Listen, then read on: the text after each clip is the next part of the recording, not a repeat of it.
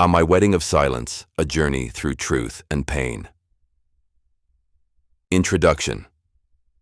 People often mistake silence for weakness. They see the quiet person in the room, the one who doesn't argue, doesn't interrupt, doesn't always explain themselves, and they assume that person has nothing to say. What they fail to understand is silence is not always emptiness. Sometimes silence is observation, sometimes silence is protection, sometimes silence is pain, and sometimes silence is where truth is born.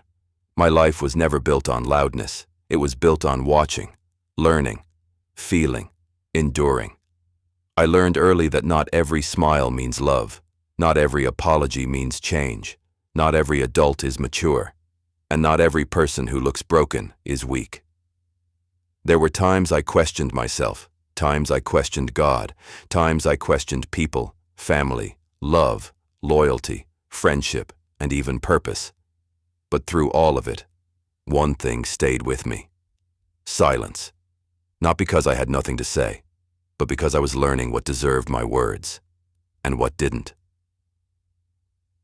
Tartar Chapter 1. The Girl Who Watched. As a child, I watched everything. I watched adults preach morals they didn't practice. I watched children get dismissed for speaking truth.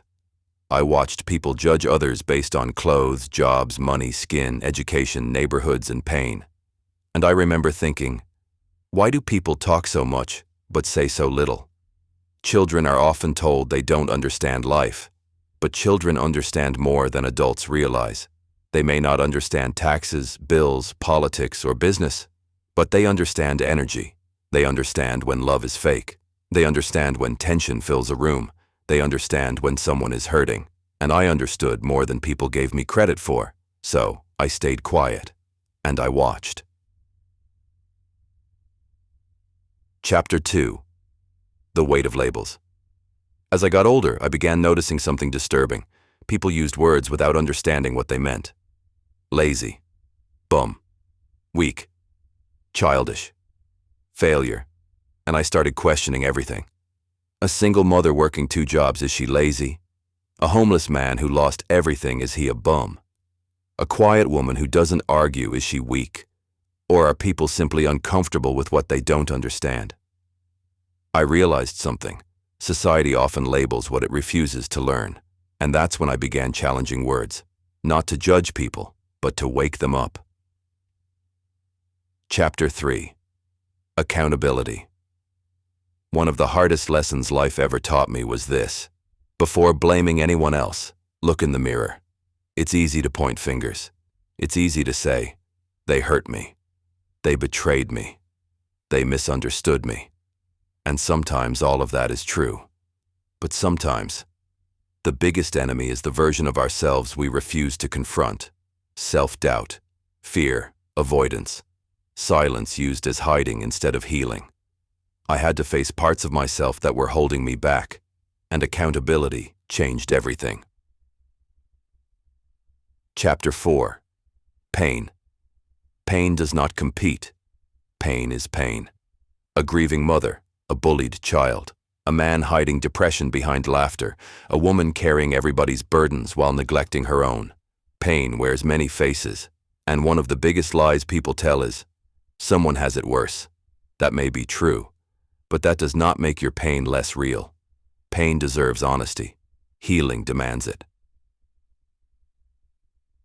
Chapter 5. The Wedding of Silence. People hear the word wedding and think of celebration. Flowers, music, promises, smiles. But my wedding was different. Mine wasn't between 2 people. Mine was between pain and truth. Between who I was and who I was becoming, between silence and voice. I had spent years hiding parts of myself to make others comfortable, years shrinking, years carrying things nobody saw. But eventually, you stop surviving, and you start becoming. That was my wedding, the union between my brokenness and my purpose. Chapter 6. Purpose. I do not speak because I think I'm better than anyone. I speak because too many people are asleep in trauma, asleep in ego, asleep in cycles, asleep in self-sabotage, And if my words can make one person stop, look in the mirror, take accountability, and choose growth, then my pain had purpose. Knockers and closing. Life doesn't promise easy. It promises lessons.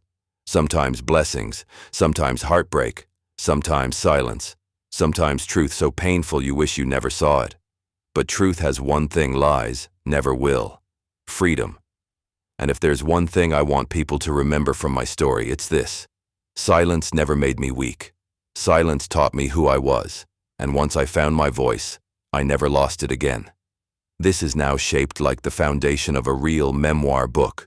You can copy, paste, edit names, add personal life events, relationships, family stories, your wedding story, childhood memories, anything you want to make it even more you.